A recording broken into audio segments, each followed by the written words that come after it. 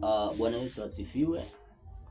Leo ningependa niwe na mwendelezo wa ile topic ambayo nilikuwa naifundisha kuhusiana na ndoa na mahusiano.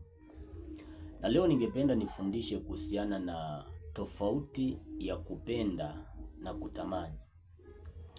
Ukisoma maandiko yako vizuri, Biblia inasema kwamba enyi waume wapendeni wake zenu. Lakini pia maandiko yakasema enyi wake nanyi watiini waume zenu. Lakini leo hii cha kushangaza ni kwamba wanaume wengi wanaingia katika ndoa si kwa sababu ya kupenda, lakini kwa sababu ya tamaa. Ndio maana utaona kwamba ndoa mingi leo hii zinafunjika kila wakati. Bwana Yesu asifiwe sana. Yesu alisema kwamba kila mwanaume amwangaliaye mwanamke akamtamani tayari amezini naye. Kwa hivyo mwanaume akiingia katika ndoa kwa sababu ya kumtamani mwanamke, tayari hiyo ni dhambi, na dhambi huwa inazaa mauti. Ndio maana utaona kwamba ndoa mingi zinakufa kwa sababu huyu mwanaume akuingia katika ndoa kwa sababu alimpenda mke wake, lakini aliingia katika ndoa kwa sababu alimtamani mke wake. Sasa unapotamani kama mwanaume, nimesema kwamba ni dhambi, kwa sababu Yesu anasema kila mwanaume amtazamaye mwanamke akamtamani amezini naye.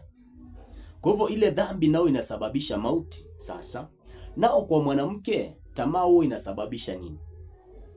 Maana ukiangalia kwenye kile kitabu cha Mwanzo, baada ya kuwa Hawa amekula ile tunda ambao Mungu alikuwa amekataza, maandiko yasema kwamba Mungu akatoa laana kwa Hawa, akamwambia kwamba tamaa yako itakuwa kwa mwanaume siku zote. Kwa hivyo kama mwanamke akiingia katika ndoa kwa sababu amemtamani mwanaume ama ametamani kitu chochote kutoka kwa mwanaume, ujue kwamba yule mwanamke ameingia katika ndoa ambayo ndani yake iko na laana. Na laana huwa inapunguzianga mtu nguvu.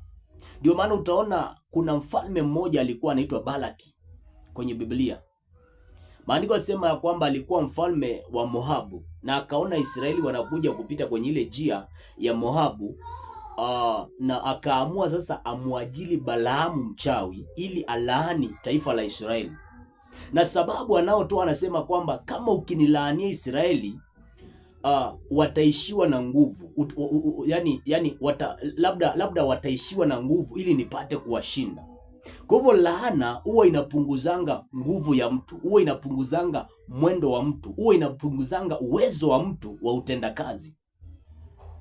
Kwa hivyo mwanamke yeyote ambaye anaingia katika ndoa kwa sababu ya tamaa, kile ambacho kinafanyika ni kwamba ataingia kwenye ile ndoa, lakini atakuwa amebeba laana, na ile laana itampunguzia nguvu. Ndio maana utaona wanawake wengi wanaingia katika ndoa wakiwa na ndoto kubwa, wakiwa na jota kubwa, wakiwa wanaonekana wako na uwezo mkubwa wa kuproduce ama wa kuleta matokeo makubwa katika ndoa, lakini baada ya muda yule mwanamke anakaa kuwa mtu wa kawaida. Mimi niko na historia ya mwanamke mmoja ambaye alikuwa rafiki yangu. Kabla hajaingia katika ndoa alikuwa ni mtu ambaye kanisani anahubiri, alikuwa na kipawa tu cha uimbaji, lakini alipoingia katika ndoa akawa mtu wa kawaida, kwa sababu alimwangalia yule mwanaume akamtamani. Na alipomtamani, kwa sababu tamaa kwa mwanamke, ama mwanamke akiingia katika ndoa kwa sababu ya tamaa, kile huwa kinazaliwango pale ni laana. Akaingia katika ile ndoa akiwa na laana, ile laana ikampunguzia nguvu, akawa mtu wa kawaida. Bwana Yesu asifiwe sana. Haleluya. Kwa hivyo laana kwa mwanamke, tamaa kwa mwanamke inazaanga laana, lakini tamaa kwa mwanaume huwa inazaanga dhambi. Kulingana vile Yesu anasema ya kwamba kila mwanaume amtazamaye mwanamke akamtamani amezini naye, ina maana amefanya dhambi, na dhambi huwa inazaa mauti. Bwana Yesu asifiwe sana.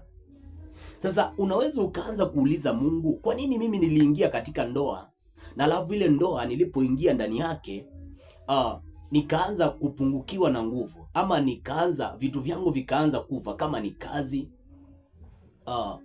kama ni mambo ambayo ulikuwa unayafikiria, hata mawazo yakaanza kufa, ni kwa sababu ulipoingia katika ndoa ulikosa kujua kwamba kama mwanaume unafaa kuingia katika ndoa ukiwa ready kumpenda mwanamke wako na sio kumtamani. Lakini pia kama mwanamke haufai kuingia katika ndoa kwa sababu ya tamaa, kuna kitu umetamani kwa mwanaume, kwa sababu hiyo itakuwa ni laana tayari. Bwana Yesu asifiwe sana.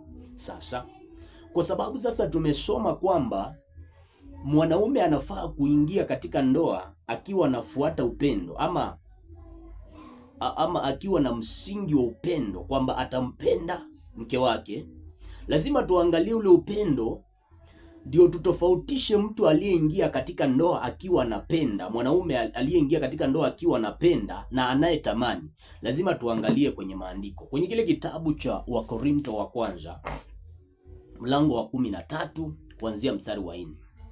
Huu ndio upendo sahihi, na kinyume cha hiki ni tamaa. Bwana Yesu asifiwe. Maandiko yasema hivi kwenye kile kitabu cha Korinto wa kwanza 13 na mstari wa 4. Nasema upendo uvumilia. Kwa hivyo tabia mojawapo ya mwanaume aliyependa kweli atakuwa mtu mvumilivu, atakuvumilia tabia zako. Atavumilia mpaka wakati ule utapata hekima, hata kama kuna hekima fulani hauna katika mahusiano ama katika ndoa, atakuvumilia wewe mwanamke, kama kweli ataingia katika mahusiano akiwa anakupenda, upendo wa kweli. Lakini pia upendo ufadhili. Ndio maana ukisoma kwenye kile kitabu cha Yohana mlango wa 13 na mstari wa mlango wa 3 na mstari wa 16, maandiko yanasema Mungu alipo upendo ulimwengu alitoa.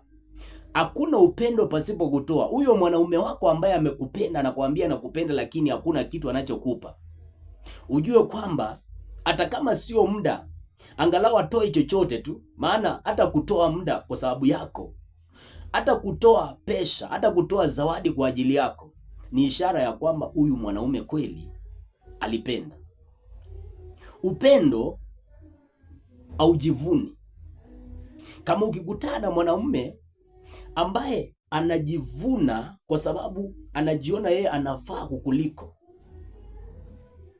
yaani ukawa uko naye lakini anaringa, ujue kwamba huyu mtu hajakupenda. Kwa sababu upendo wa ukweli ni pale ambapo mwanaume atakuwa anajiona kwamba amepata kitu cha dhamani, amepata mwanamke ambaye ni kitu kizuri. Maandiko yanasema apataye mke anapata kitu chema, naye anajipatia kimbali kwa Bwana.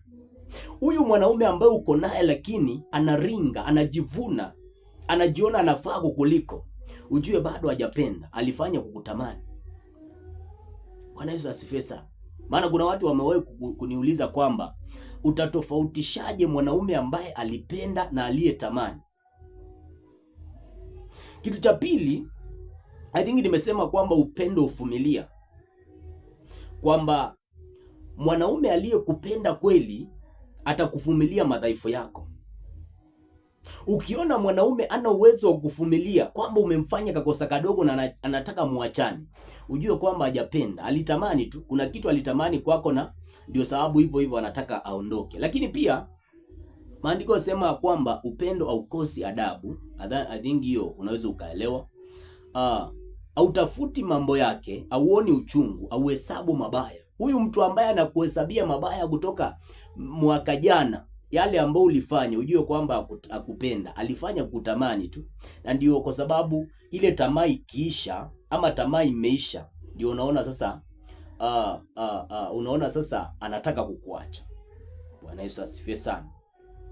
Kwa hivyo kuna vitu vingi ambavyo vimetajwa kwenye kile kitabu cha Wakorinto wa kwanza 13 mstari wa 4, tabia za upendo.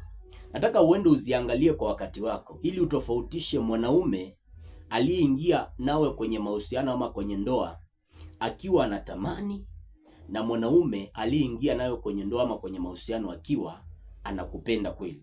Maana hapa ndio ndoa mingi zimefunjikia. Kuna watu wengi leo hii waliingia katika ndoa akiwa na ndoto kubwa, lakini leo hii wamekuwa watu wa kawaida, kwa sababu hawakujua hizi kanuni na sheria katika ndoa. Barikiwa sana.